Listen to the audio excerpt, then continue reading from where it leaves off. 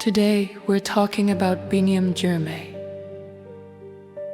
a man whose journey is bigger than medals, bigger than cycling, and bigger than sport itself. This is a story about belief, identity, and rewriting history. To understand Biniam Girmay, you have to understand Eritrea. In Eritrea, cycling isn't just a hobby. It's a way of life. In cities like Asmara, bicycles fill the streets.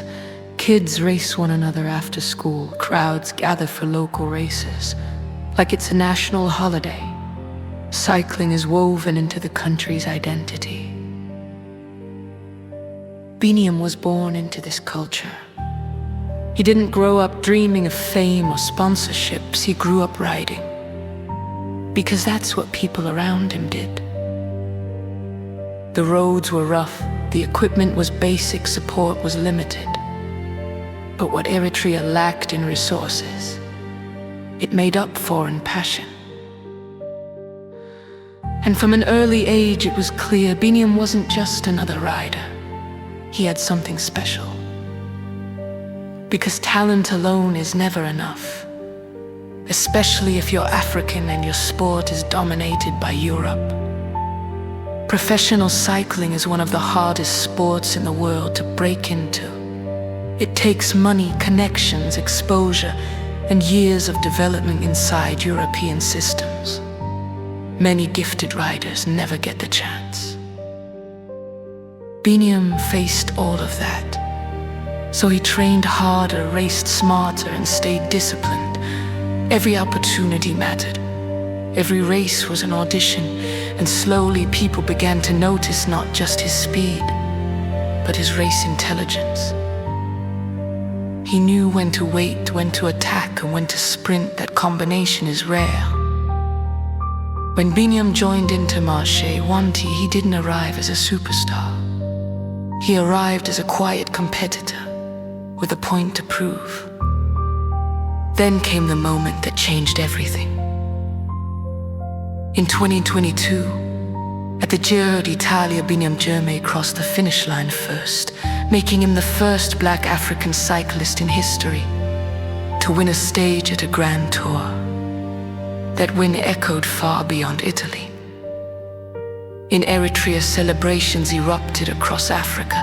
Young riders suddenly saw the impossible become possible. And in the cycling world, perception shifted overnight. But with success came pressure. Biniam wasn't just racing for himself anymore. He was racing with the expectations of millions. Every sprint, every climb, every finish carried symbolic weight. Yet he stayed grounded. Unlike athletes who chase headlines, Biniam stayed focused on improvement. He spoke about his roots, his people, and the responsibility he felt, not as a burden, but as an honor. Then came 2024, a year that sealed his place in history. At the Tour de France, the biggest race on earth, Biniam didn't just participate, he dominated. He won multiple stages against the fastest sprinters in the world. He placed himself perfectly in chaotic finishes, and he earned the green jersey, awarded to the best sprinter. For the first time ever, an African cyclist won a Tour de France classification jersey. This was no longer a breakthrough. This was ownership of the world stage. And what makes Biniam extraordinary isn't just what he wins. It's how he wins. He races with humility. He celebrates with respect. He speaks with intention.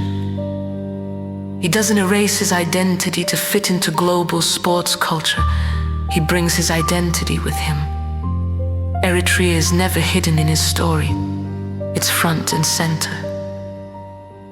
And that authenticity is powerful. Because Biniam changed cycling forever in 3 ways. first representation, he proved African cyclists belong at the highest level, not as exceptions, but as contenders.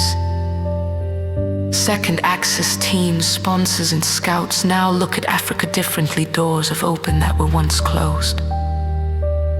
Third, inspiration from Eritrea to Rwanda, Ethiopia to Kenya. Young riders now dream bigger because someone showed them it's possible. Biniam Girmay is still young. His best years may still be ahead. But even today, his impact is undeniable. He didn't wait for permission. He didn't ask for validation. He rode until the world had no choice but to watch.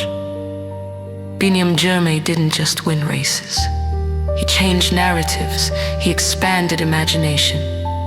He carried Africa to places it had never been before. And that is why his story matters.